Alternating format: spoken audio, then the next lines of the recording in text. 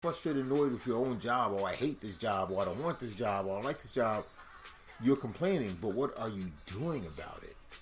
You may have the education already, but if you don't, then think about going to school for a higher degree or a trade. But I guess you get discouraged on that road of you want to be top executive, and you're working and you're doing what everybody tells you to do, in a positive way. When I mean everybody's telling you what to do, do this, this will help your career,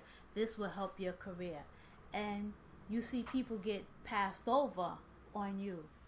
I mean, that does get discouraging. I can speak for myself on that. That does get very discouraging. But that's where your faith comes in. What you asked me in the beginning, I told you I heard it. Without works. Oh, faith without works is dead. That's it. And that's, a lot of us do not do that. Some people mean well, and that's the honest truth. But other people, when we talk about haterade, you will encounter, it's not even the crab in a barrel mentality. You will encounter so many people who will block you simply because jealousy, envy, it's all of those things. They're afraid of you becoming successful, afraid you're going to be bigger than them. You know what? You have to throw up your shield. You have to be stronger. You have to be more empowered to not let anyone bring you down. I'm not going to do it this podcast, but I can give personal stories of the times that I actually gave up. Because negative influences, they do get the best of you. And let's face it, we all have to live life. There's an explosion of homelessness. They claim the job market is on the rise. But to keep it fair and simplistic, you need to live, you want to live. That means whether you invoke Maslow's hierarchy of needs or not, a roof over your head, money to pay your bills. We're not even talking about money for enjoyment. We're just talking about basic needs to live. Food, clothing.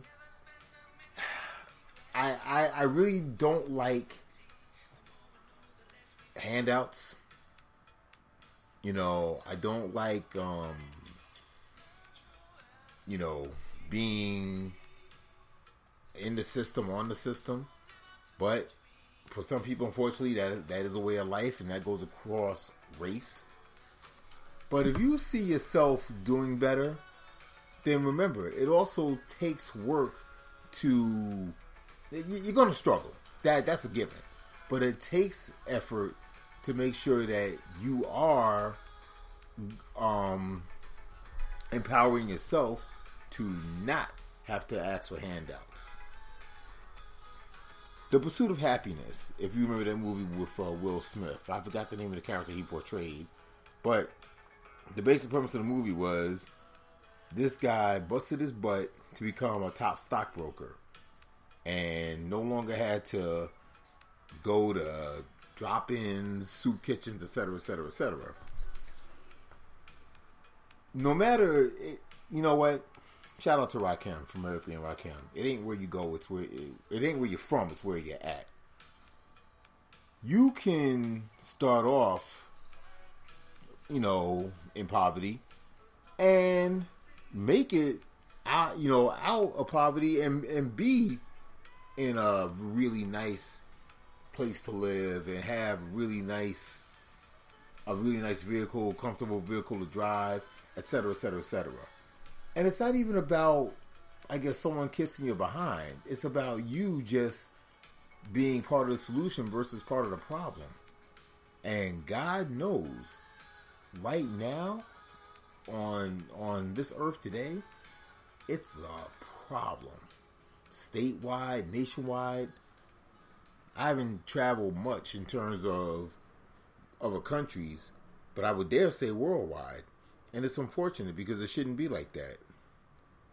If your religious grounding leads you to believe that God has a bigger plan in store for you, then once again, as far as the universe speaking to you, embrace that.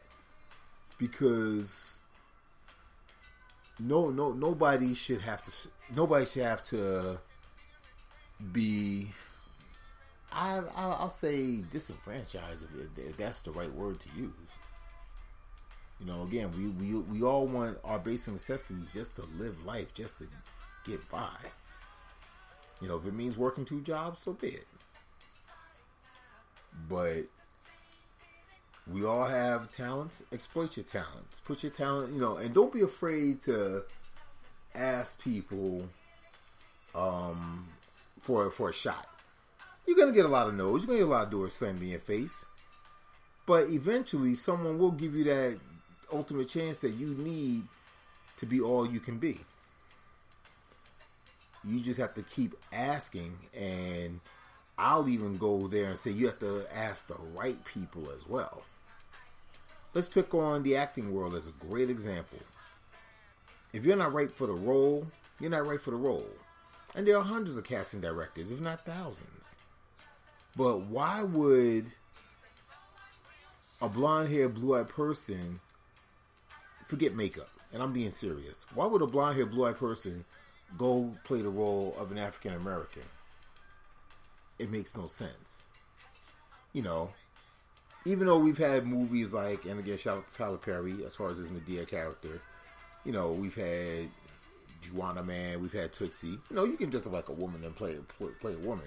But I'm saying, if someone, let's say, for example, wants to play Michael Jordan, well, shouldn't we find a person of color to play Michael Jordan instead of, say, Ryan Reynolds? I'm not dissing Ryan Reynolds. I'm not picking on him. I'm just trying to make a point. What is your point? I think that's just how Hollywood is going. Like they said, when they were looking to cast the movie Harriet, they were looking at Julia Roberts. I know. Right, yeah. I know. Yes, it's acting, but she wasn't interested in that role. She knew she couldn't do it. She knew that even if they put all the makeup on her, she still couldn't do that role. But that was the directors and the casting people. They were looking at casting a white person.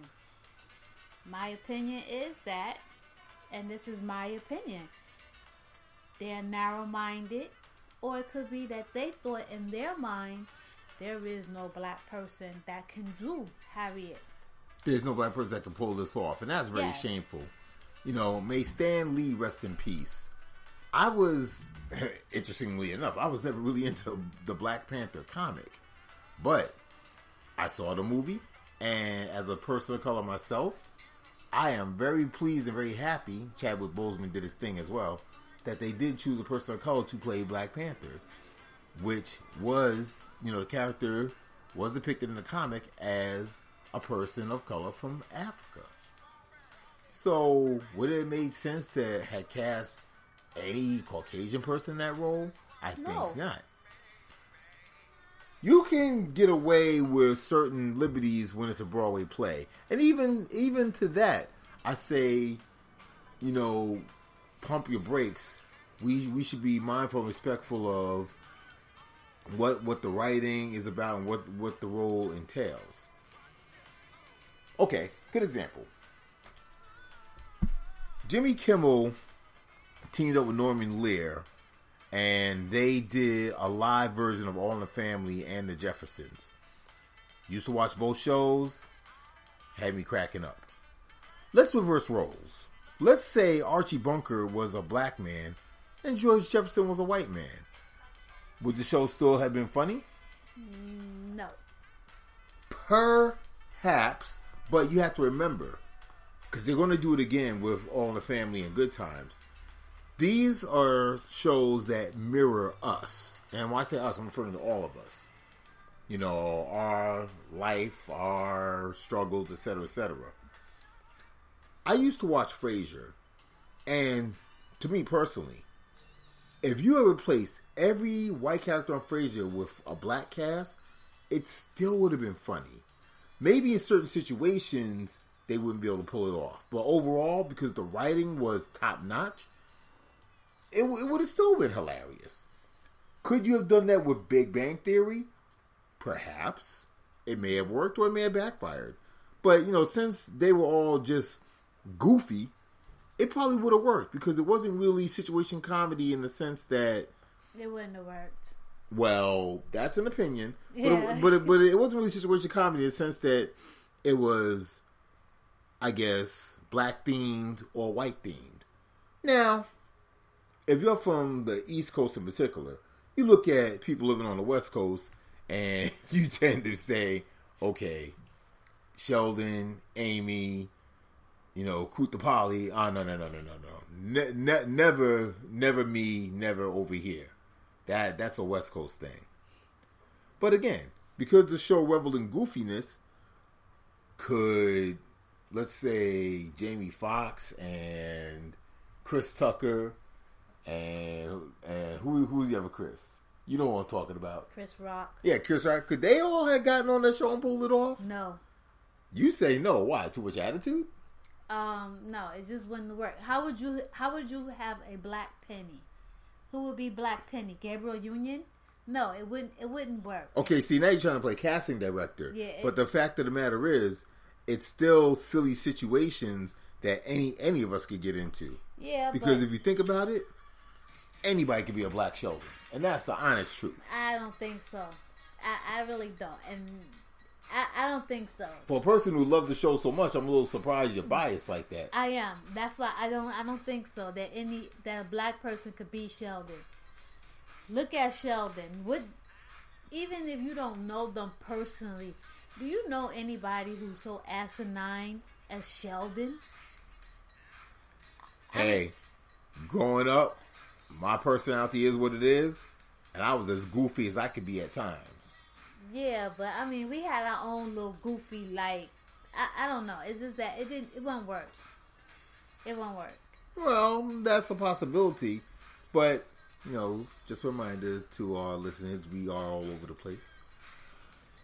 I still say, when it comes to embracing the universe, you definitely need to ensure that you're hearing things and you're listening to the things that you're hearing.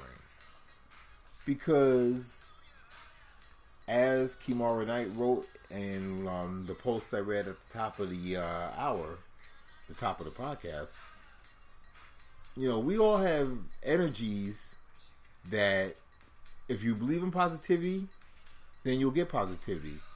If you talk and speak negativity, chances are that's exactly what you're going to wind up with. Power in the tongue. Always.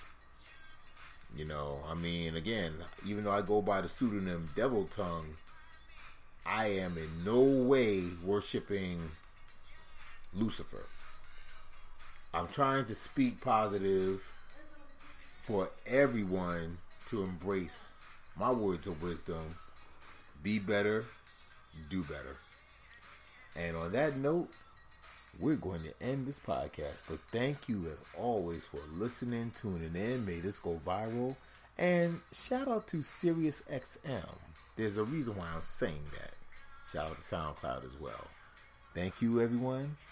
And Devil Tongue and Perfume will be with you again sooner than later. Night.